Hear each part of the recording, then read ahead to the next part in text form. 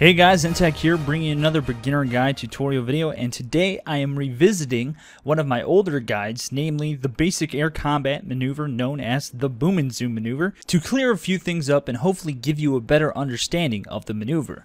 Today I will be discussing this one maneuver, but keep in mind that in regular combat you will more than likely have to employ various maneuvers and tactics to win your engagements.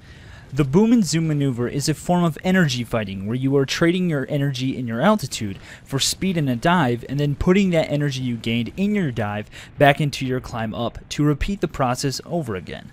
What I would recommend to new pilots is to explore both boom and zoom style fighting and turn fighting and find out what kind of pilot you are and what suits you better.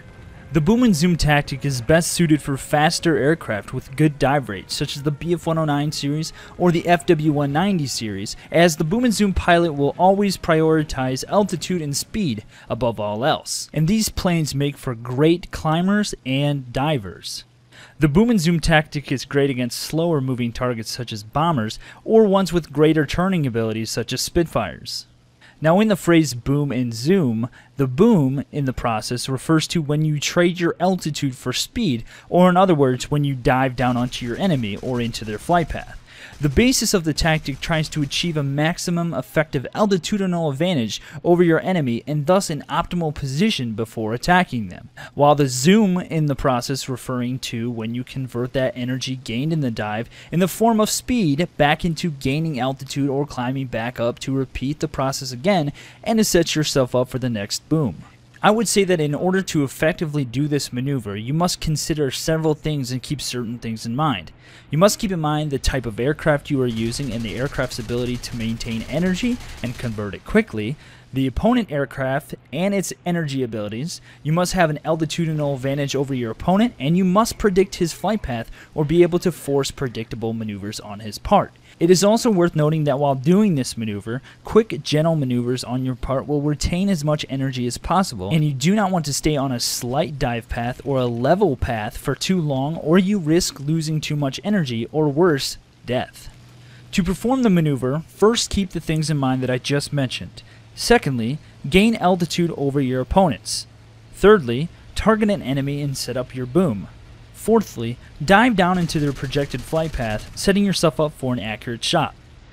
Fifthly, and finally, take your shots and then zoom back up and then simply repeat while keeping your situational awareness to make sure that no enemies have crept up to your altitude.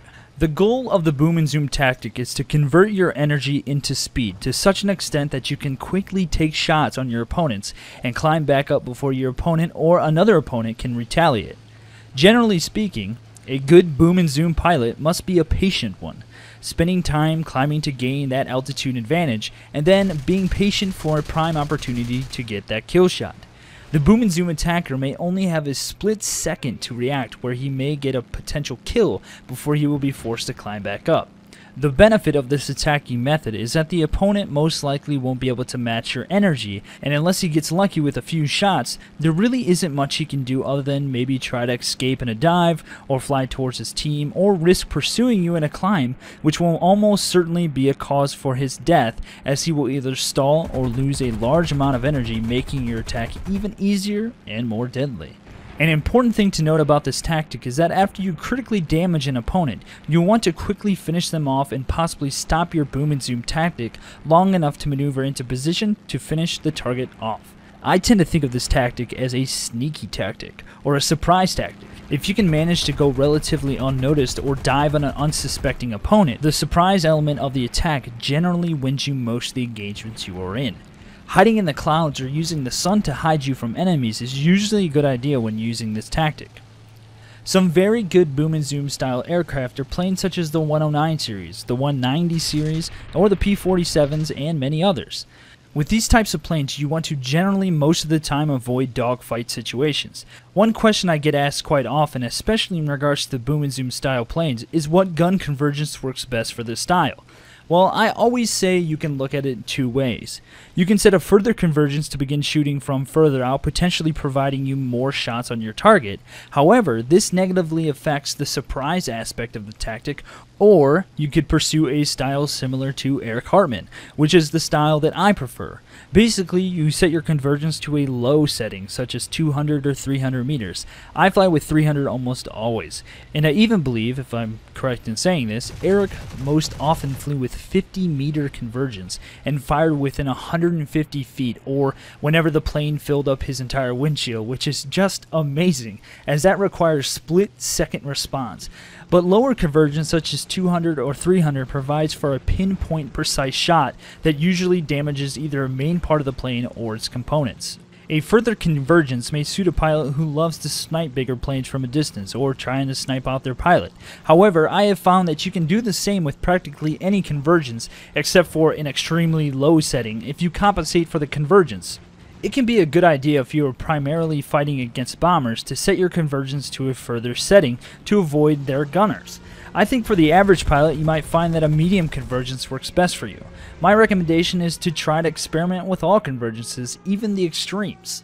Basically, if you are a patient pilot, you gain an altitude advantage, retain your energy, and wait for those killing shots and lineups, you might find the boom and zoom style to be a very effective one and very hard to combat against.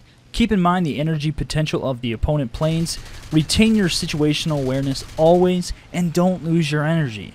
If you are able to do these things effectively and keep these things in mind, you should find the boom and zoom tactic to be a very effective one, and it might even change the entire way you play the game. If you guys like this video, you can let me know by clicking that thumbs up button below, and you can also check out my beginner guide playlist, which I will link at the end of the video, that might further help you develop in War Thunder. Remember that you can also subscribe for more War Thunder content and to be notified when I put out new content. Thanks for watching, guys, and as always, we'll see you in the skies.